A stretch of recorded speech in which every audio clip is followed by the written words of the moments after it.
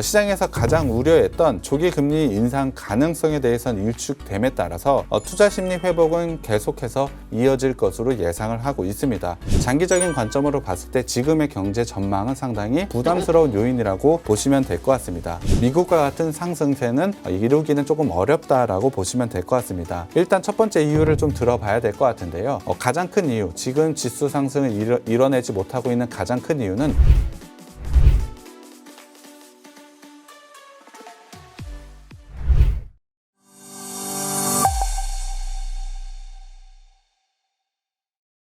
안녕하십니까. 착한 인베스트먼트 수석연구원 백종국입니다. 지난주 미국 시장은 꾸준하게 상승을 보여줬습니다. 하지만 우리나라 증시는 그 상승을 이어가지 못하고 하락을 좀 보여줬는데요. 이번 주도 그러한 디커플링의 모습을 보여줄지 아니면 커플링으로 전환을 해서 우리나라 지수가 상승을 이끌지 예측하기 상당히 어려운 시간인 것 같습니다.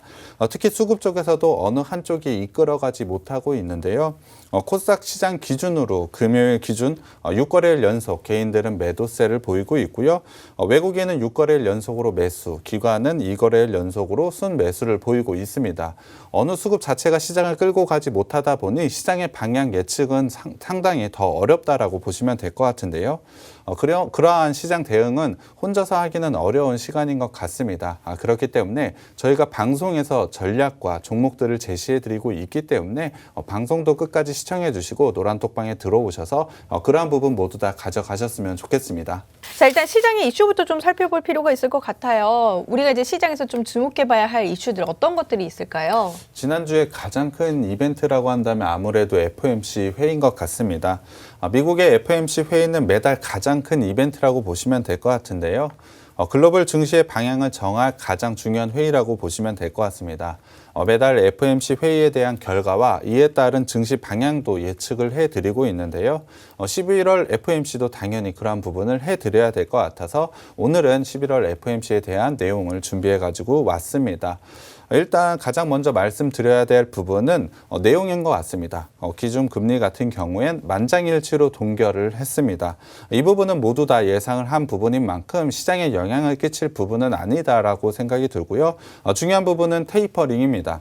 테이퍼링도 사실 모든 사람들이 대부분 예상을 한 대로 테이퍼링은 11월에 개시가 되었습니다. 이번 회의에서 1,200억 달러 규모의 자산 매입 프로그램을 단계적으로 축소한다고 밝혔는데요. 일단 11월과 12월에 150억 달러 매입 규모를 줄이기로 결정을 했습니다. 다만 그 이후의 흐름은 경제 전망에 따라서 매입 속도를 조정할 수 있음을 밝혔는데요. 시장에서 가장 우려했던 조기 금리 인상 가능성에 대해서는 일축됨에 따라서 투자 심리 회복은 계속해서 이어질 것으로 예상을 하고 있습니다. 이를 통해서 미국 증시 같은 경우엔 계속해서 사상 최고치를 갱신하고 있는데요. 특히 FOMC 성명서 공개 직후 강한 상승세를 나타냈고 이후 금요일까지 지속적인 상승 패턴을 가져갔습니다. 글로벌 증시 또한 안도렐레의 근거를 좀 제시했다라고 판단을 하고 있는데요.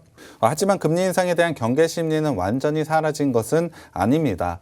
이번 발표를 통해서 테이퍼링과 금리 인상 속도에 대해서는 안도할 수 있는 부분을 분명히 밝혀줬지만 방향성이 변한 것은 아닙니다. 연준의 2022년 9월 금리 인상 확률은 11월 2일 날 81.8%로 예상을 했다면 3일 날은 84.1%로 소폭 증가를 보였습니다. 12월 금리 인상 확률도 94.5%에서 95.4%로 소폭 인상이 되었습니다. 2022년 금리를 2번 이상 인상을 할 확률이 32.9%에서 33.7%로 상향이 되었는데요. 이러한 부분은 분명 내년 시장에 상당히 부담되는 요인이라고 보시면 될 것 같습니다. 무엇보다 통화 정책의 정상화, 금리 인상 국면을 극복하고 오히려 선순환 구도를 만들 수 있는 펀더멘탈 동력은 아직까지는 뒷받침되지 않다라고 판단을 해주시면 될 것 같습니다. 여전히 공급망 병목 현상이 지속되고 있다는 점도 상당히 부담스럽다고 보시면 될 것 같은데요. 최근에 공급망 병목 현상 이 부분이 뉴스에 상당히 많이 나올 것 같습니다. 공급망 병목 현상 이게 어떤 건지 궁금해하실 분들 좀 많으실 것 같은데요. 사실 애플 같은 경우에도 이 부분으로 인해서 실적, 3분기 실적이 컨센서스에 하회를 했었는데요. 최근에 여러 가지 물품에 대해서 수요가 급증하고 있는 부분은 모두 다 아실 거라고 생각을 하고 있습니다. 그렇기 때문에 항구의 물량이 계속해서 쌓여가고 있는 현상이 일어나고 있는데요. 그로 인해서 배송 시간이 지연이 되고 배송 시간 지연에 따라서 운송 비용이 계속해서 늘어나고 있다라고 보시면 될 것 같습니다. 전체적인 물류 비용이 상당히 높아지고 있다라는 점은 당연히 제품을 만들 때 재료가 도착하지 못해서 만들지 못하는 부분도 있지만 운송 부분으로 인해서 제품 가격이 굉장히 크게 높아져 가고 있는 부분이 있습니다. 제품 가격이 높아진다는 건 당연히 인플레이션을 굉장히 크게 상승시킬 요인이 되기 때문에 이러한 부분이 경제에 큰 부담이 되고 있다라고 보시면 될 것 같은데요. 이러한 부정적인 영향이 글로벌 펀더멘탈을 굉장히 불안하게 만들고 있다라고 보시면 될 것 같습니다. 이로 인해서 2021년에 이어서 2022년도 GDP 성장률이 하향 조정이 되고 있는데요. 물가 상승률 전망은 상향 조정이 되고 있습니다. 앞서 말씀을 드렸지만 인플레이션은 높아지고 있고 GDP 전망은 하향하고 있기 때문에 장기적인 관점으로 봤을 때 지금의 경제 전망은 상당히 부담스러운 요인이라고 보시면 될 것 같습니다.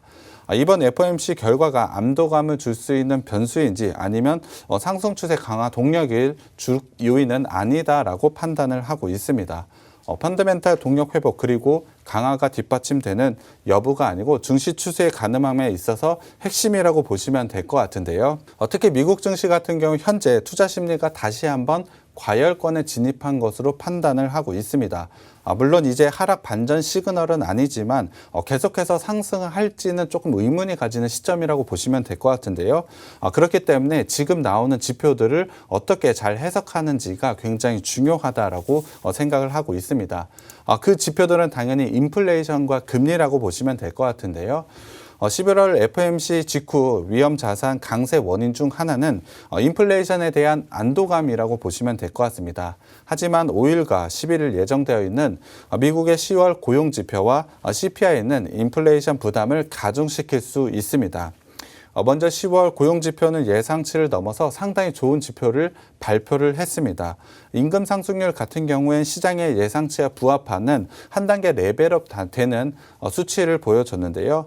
10월 미국 CPI와 코어 CPI 같은 경우에 전년 대비로 5.8% 상승 그리고 4.3% 증가가 예상이 되고 있습니다.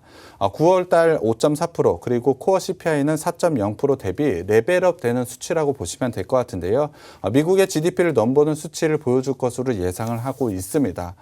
물론 연말 소비 시즌에 대한 기대는 지금은 유효하다라고 판단을 하고 있습니다.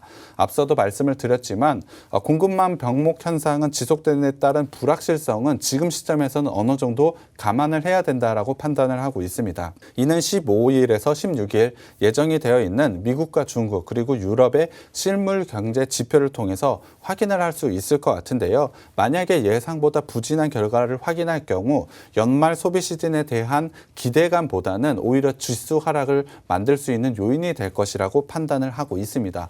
분명 공급망 병목 현상 심화에 따른 결과물이 이번에 나왔다라고 판단할 수 있을 것 같은데요. 그만큼 시장에 대한 지표를 잘 해석해야 되는 시점이라고 생각을 하고 있습니다. 그렇다고 한다면 글로벌적으로 전체 살펴봤는데 우리나라 시장도 한번 살펴봐야 될 것 같습니다. 앵커님께 한번 질문을 드려봐야 될 것 같은데요. 네. 앵커님도 최근에 미국 시장은 강하게 상승을 보이고 있는데 우리나라 시장은 유독 오르지 못하고 있습니다. 네. 그런 이유를 좀 혹시 어떤 건지 예상해 보실 수 있으신가요? 실적 모멘텀이 아직 반영이 안 돼서 실적 부분도 분명히 영향을 받는 것 같습니다. 물론 지금 실적이 아니고 내년에 대한 실적인데요. 가장 큰 부분을 한번 살펴봤을 때는 바로 달러 강세입니다. 거기에 더해서 우리나라는 제조업과 수출 의존도가 상당히 높다라고 보시면 될 것 같은데요. 그중에서 반도체 비중이 상당히 높습니다. 최근에 반도체 업체 중심으로 내년의 실적 전망이 하향 조정되고 있는 이유가 최근에 우리나라 지수가 오르지 못했던 이유라고 보시면 될 것 같습니다. 여기서 우리나라 증시가 미국 증시처럼 최고가를 기록을 하면서 엄청난 상승을 할 거라는 기대는 조금은 어려운 부분이 맞습니다. 하지만 단기적으로는 살펴봤을 때 밸류에이션 매력은 분명히 존재한다라고 판단을 하고 있습니다.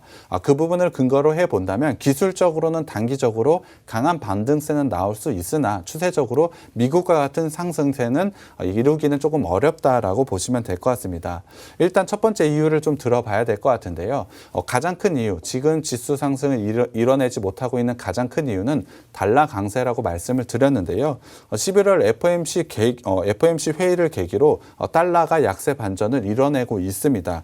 이러한 부분은 위험 자산 심리 선호를 강화시키고 있기 때문에 분명히 지수 상승을 이끌어낼 수 있다라고 판단을 하고 있습니다. 그러나 우리나라도 마찬가지로 글로벌적으로 공급망 병목 현상이 지속되고 있기 때문에 그로 인한 국내의 펀더멘탈 동력은 약화되고 있다라고 보시면 될 것 같습니다. 그만큼 지금 시점에 적절한 대응이 없다라고 한다면 큰 손실로 이루어질 수 있고 적절한 대응만 한다면 큰 수익이 날 수 있는 시점이라고 생각을 하고 있습니다. 그만큼 그 대응이 상당히 중요할 것 같은데요. 그 대응은 저희가 방송과 노란톡방에서 제시해 드리고 있으니까요. 방송과 노란톡방 꼭 참여 부탁드리겠습니다.